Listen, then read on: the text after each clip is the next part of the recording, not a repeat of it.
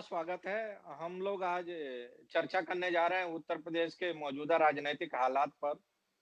जी। और इस मौजूदा राजनीतिक हालात को देखते हुए जो आपका एक लंबा अनुभव रहा है चुनाव लड़ने का, चुनाव लड़ाने का, सरकार बनवाने का, गठबंधन चलाने का, तो इन सारे परिस्थितियों को देखते हुए हम आपसे आज ये जानना चाहते हैं कि जो बीजेपी के प्रति आप लोगों का मोह भंग हुआ है, उसके मुख्य कारण क्या है? पहला सवाल। और दूसरा, क्या आज के हालात में आपको लगता है कि बीजेपी का कोई राजनैतिक विकल्प उत्तर प्रदेश में बन सकता है 2022 के पहले? देखिए, नाराजगी के कारण बीजेपी से अगर आप इनका इतिहास पढ़ेंगे तो यूपी में अगर बात लें तो जब इनको जरूरत रहती है तब तो ये बड़ी सेवा करते हैं, बड़ी पूछ करते हैं, मिलते भी हैं, बात भी करते हैं। लेकिन जब इनका काम निकल जाता है तो ये फोन उठाना भी बंद कर देते हैं, मिलना तो दूर की बात है। इसका उदाहरण आप बिहार में देख लीजिए, इनसे नाराज नीतीश जी हैं। आप भी बंगाल में देखिए, इनके साथ आए मुकुल राय और इनके कारनामे से फिर लौट के चले गए टीएमसी में। इनके जितने भी घटक दल हैं तमाम लोग छोड़ते चले जा रहे हैं। जब इनको जरूरत होती है तो ये बुला लेते हैं, जब इनको वोट मिल जाता है तो फिर ना तो ये मिलते हैं ना तो फोन से बात करते हैं, और जो इन वादा करके लोगों को साथ ले आते हैं उसको पूरा नहीं करते हैं। ये तो इनका ये कल्चर है। इसके वजह से इनके साथ अब आने वाले दिनों में कोई साथ जाना नहीं चाहता। जिनका निजी स्वार्थ है, जिनको ये है कि नहीं हमको एमएलए बनना है, मंत्री बनना है, वो भले जाकर के इनके साथ कर ले, लेकिन जो भी अगर समाज के जरा सा भी उनको समझ है तो वो वहां नहीं जाएगा। दूसरा सवाल आपका है कि उत्तर प्रदेश में विकल्प। हम भागीदारी संकल्प मोर्चा बनाए हुए हैं।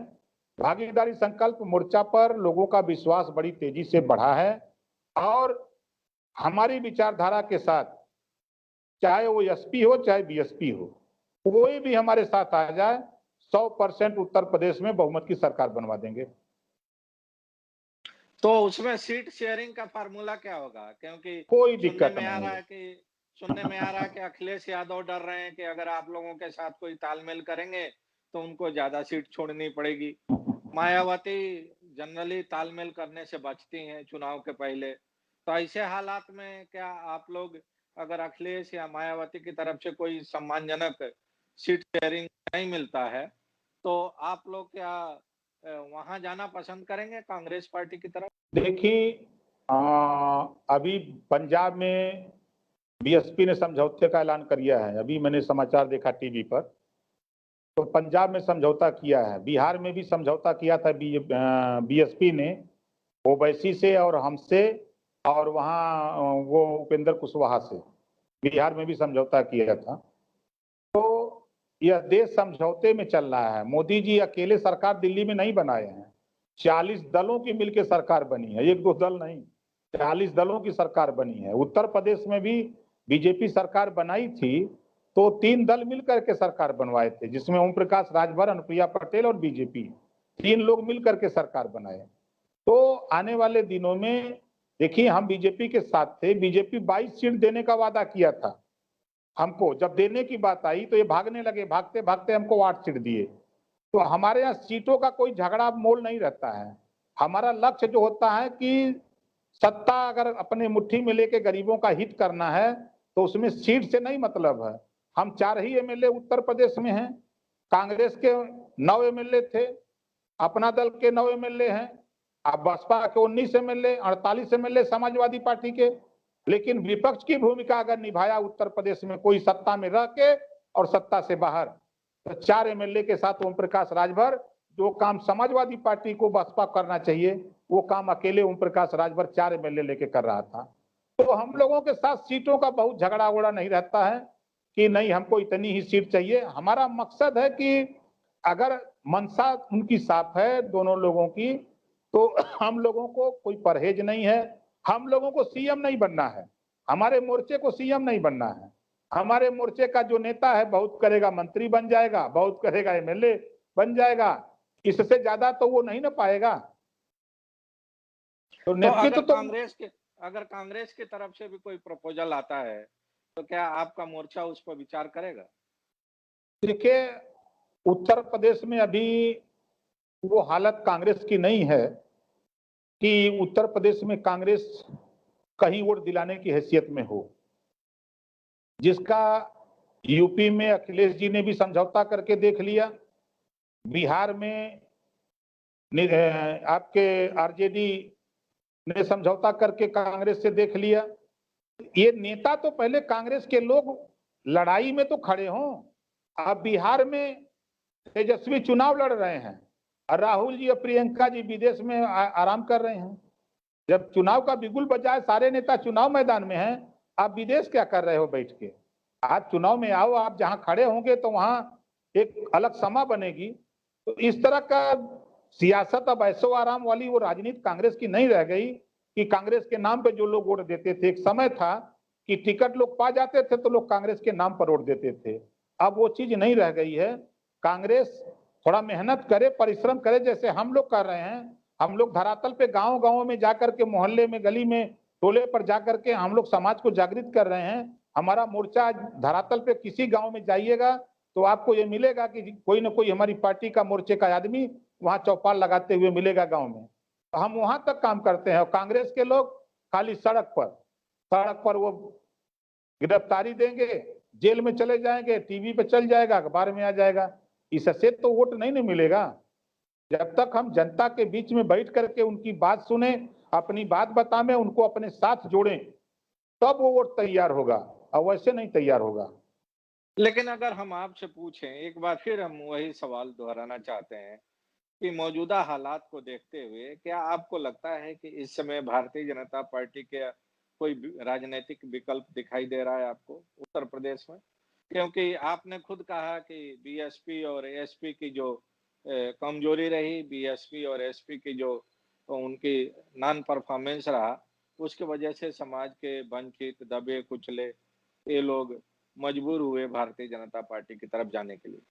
आज भी एसपी और बीएसपी की तरफ से ग्राउंड लेवल पर कहीं कोई काम दिखाई नहीं दे रहा। ऐसे हालात में आपको लगता है कि ये जो समाज का दबा कुचला वंचित वर्ग है, जिसकी कि आप लोग राजनीति करते हैं, वह जो है बीजेपी को छोड़ के दूसरे किसी की तरफ जाएगा? देखिए, सपा बसपा से त्रस्त होकर के कांग्रेस से बीजेपी के पास, वो बीजेपी को खाली अपनी समस्या लेकर के गया, वहां भी उसको वही निराशा मिली जो सपा और बसपा में मिली थी। अब सवाल इस बात का है कि उत्तर प्रदेश में ओम प्रकाश राजभर ने बाबा साहब डॉक्टर अंबेडकर जी के बाद पहला व्यक्ति है जो कैबिनेट से इस्तीफा दिया हूं। सामाजिक न्याय समिति जो मुद्दे लेकर के मैं गया था बीजेपी के पास, बीजेपी ने लागू नहीं किया। ये मंत्रिमंडल से इस्तीफा देना इन गरीबों में एक बड़ी तेजी से चर्चा है। दूसरी चर्चा, सदन के अंदर जितना हम, ये जो 42% वोट है उत्तर प्रदेश में, जो अति पिछड़ों का है, अति दलितों का है, इस वोट में बड़ी तेजी से चर्चा हमने जो शुरू हुई है सदन के अंदर, इन्हीं की बात मैं बराबर करता रहता हूं, उसकी खबर उनके यहां तक पहुंच गई है कि एक सिंगल नेता है जो हमारी लड़ाई लड़ रहा है, और तो सब खाली वोट के लिए बात करते हैं, एमएलए बन के चले जाते हैं, लेकिन सदन में कोई नहीं बोलता है। तो उसका रिस्पांस हमको मिलता है। जब हम मैनपुरी मीटिंग करते हैं तो 25,000 लोग जुटते हैं। हम शामली हो, मुजफ्फरनगर हो, मेरठ हो, आगरा हो, अलीगढ़ हो, जालौन हो, उरई हो, झांसी हो, आपके इलाहाबाद हो, प्रतापगढ़ हो, और चाहे फैजाबाद हो, चाहे गोरखपुर, 18 मंडल में जहां जहां मैं मीटिंग किया हूं, तहां तहां लोगों ने 10,000, 15,000, 20,000, 25,000, 4,000, 3,000, जहां जैसी तैयारी थी, लोग सुनने के लिए अपने पैसे से। मजे की बात है कि लोग अपना पैसा अपना लगा करके गाड़ी घोड़े से आते हैं, और ओम प्रकाश को जब सुनते हैं तो वो कह के जाते हैं कि नेताजी आप लड़ो, हम लोग आपके साथ हैं। तो मुझे ऐसा विश्वास है कि वो 42% वोट, वही जब 24% वोट बसपा का आज भी है, तो 24% के बाद जब जुटता है तब वो जीत जाते हैं। सपा के पास भी वही हाल है, मुसलमान का और यादव का वोट मिला करके उनके पास भी वही 28-29% वोट हो जाता है। तो वो फिर उसके बाद यदि अति पिछड़ा मिलता है तो जीत जाते हैं। तो अब अति पिछड़ों की हमने एक गोल बना ली है।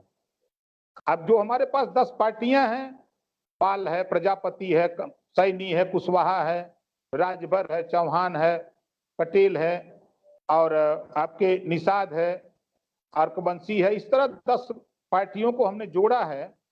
मेरा जो सवाल ये है कि 42% की जो आप बात कर रहे हैं और जिन बिरादरियों को आपने अभी गिनाया है कि इन बिरादरी के लोग अब एकजुट हो गए हैं और हम लोग एक मोर्चा बना के लड़ रहे हैं, तो ये बिरादरी मिला के 42% हो जा रहा है, इसमें आपने ब्राह्मणों को तो नहीं शामिल कर लिया है?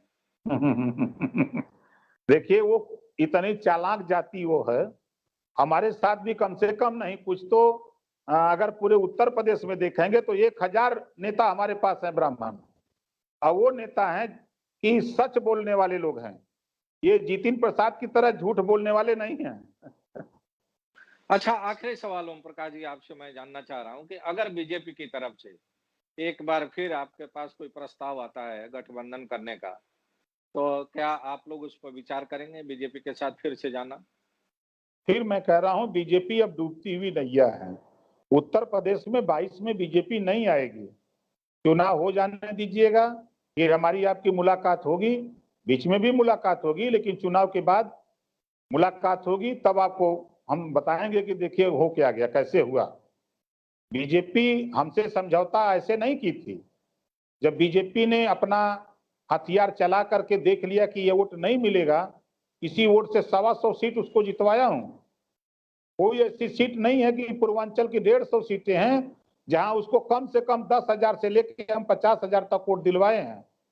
तब बीजेपी सत्ता में आई है।